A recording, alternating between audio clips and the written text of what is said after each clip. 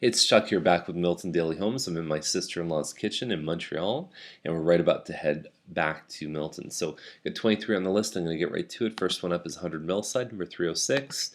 And this is more of an adult style building. Nice bay window right across the living and the eat-in for the kitchen. And surprisingly open concept too for a more mature condo. And I know other sales in the 300s in this building for the 2 bedroom, 2 washrooms. So I think this one's definitely underlisted. It looks like they have done some upgrades at 279. It's looking really good. It could even sell for more. Um, so 637 Marks is 279.9. It's one of the Mattamy smaller ones, 1050 square feet, 2 bedroom, and again priced really well. Anything under 280 in this market in Milton goes like crazy. So it's going to get a lot of attention. I think it's the only one for sale right now. The 415 Baverstock is at 299, and it's now we're talking about a 2-story versus the previous a 3-story. And it's a Bryant model. Typically, these ones sell over 300, sometimes well over 300. So I think this one is a real winner of a deal. I bet you it's not great inside. It's got laminate floors. It says pot lights in here. So don't expect much from the inside, but I'll tell you the price for this, bang on. Really good. Even if you put 10,000 into it, it looks good. So 638 Porter, 309. And same thing with this one, Cropside model. You can always tell by the arched front. And Porter Way is a good street. Very basic inside, not a lot of upgrades. However, I mean, these ones will sell sometimes in the 330s or 340s, obviously with more features, but this one looks really good. Anytime you can get a Cropside for this price, you're doing really well. Doesn't matter if there's no upgrades inside.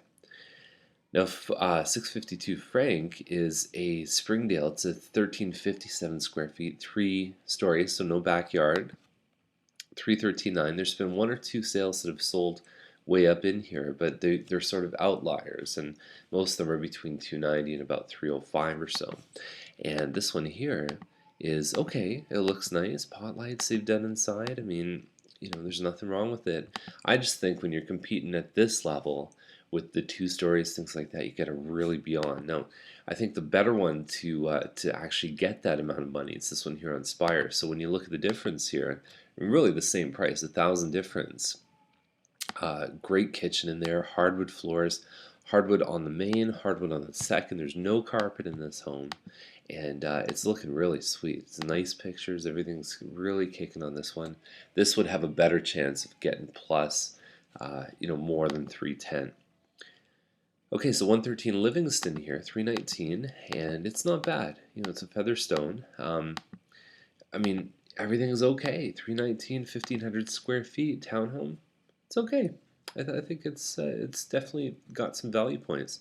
332 Andrews. Now you're talking about cranking it up 10,000. Add a finished basement, but the area is not as good. Okay, so fireplace in the main level. The builders finished this basement. Now we're talking about 1,700 square feet, and kind of a bizarre color. It doesn't go well with the cabinets, in my opinion. And in the back there, so that's Thompson Road, looking like directly beyond that fence is Thompson Road. You're going to hear noise. For that reason, for me, I wouldn't choose it. 665 Thompson, 337. This is a relist, if you remember the pictures here, and I think they've really dialed the price down, and it's starting to look like a really good deal if you can live with the fact of being on a busy street on Thompson. All right, so 309 Hobbs. Now, I believe this one backs onto the green space, and nice pictures, 9-foot ceilings inside, townhome. Kind of cheaped out on the kitchen cabinets, which is a bit of a shame. Upstairs bedrooms are all great size, and it looks like that black fence means it does back onto green space. It probably says that in the virtual tour too. 344.9, awesome deal. Chuck pick.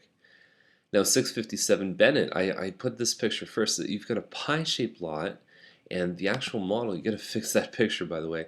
The model is Lynbrook, 1,500 square feet, and it looks like they've done a they've replaced the carpet on the main level. You got a gas fireplace there, and but the lot thing, I mean, you're competing against the one on Bar, under 350 for this model. Bang on, I like it. Some really good picks today. 504 Low Lane, 359. You're talking about a rec room in the basement plus 1580 square feet upstairs.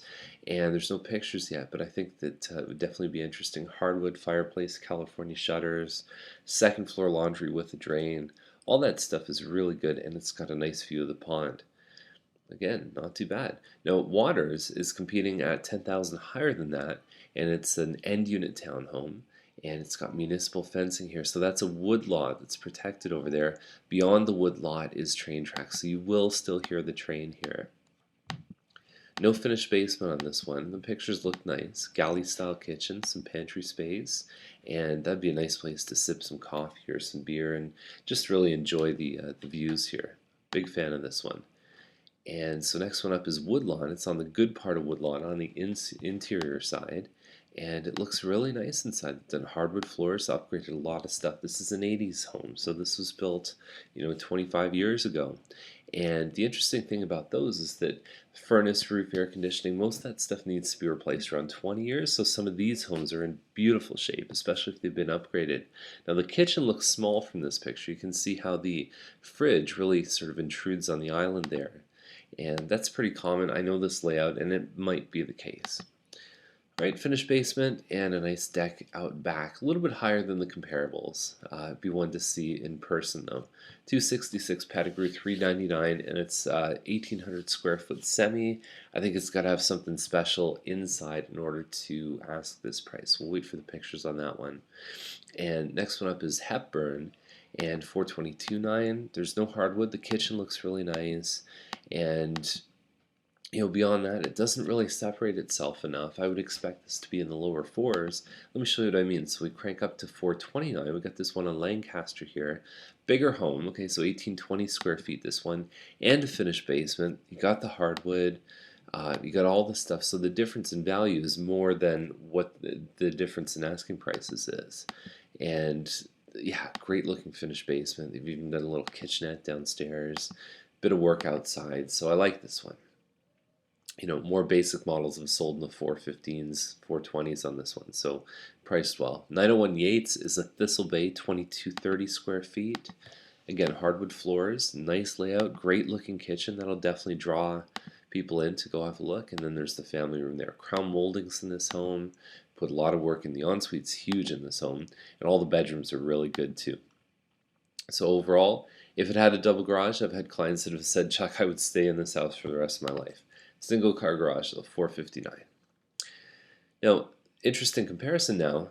You have a double garage on this next one for the exact same price on Ferguson, and it's 1,900 square feet, about 300 square feet less. Quincy Corner, hardwood floors everywhere, including upstairs. Pictures don't flow in the right order, but there's an upstairs shot there. And the kitchen isn't blowing you away, but they've done the moldings up top, done the pot lights. And the last one just sold for $448, I believe, and it didn't have hardwood, so that makes up the difference alone for having hardwood on both levels.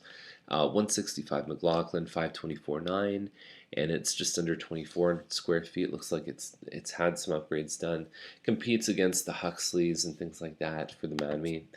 And you know what? They probably priced it well. You get an extra 20 feet in the yard. It's a little bit more narrow though. 1055 McClenahan.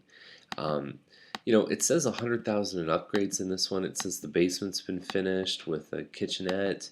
I don't really see it. I don't see 100,000 in upgrades. Maybe in person it looks different, but these pictures definitely lead me to believe that there's better deals out there with other homes.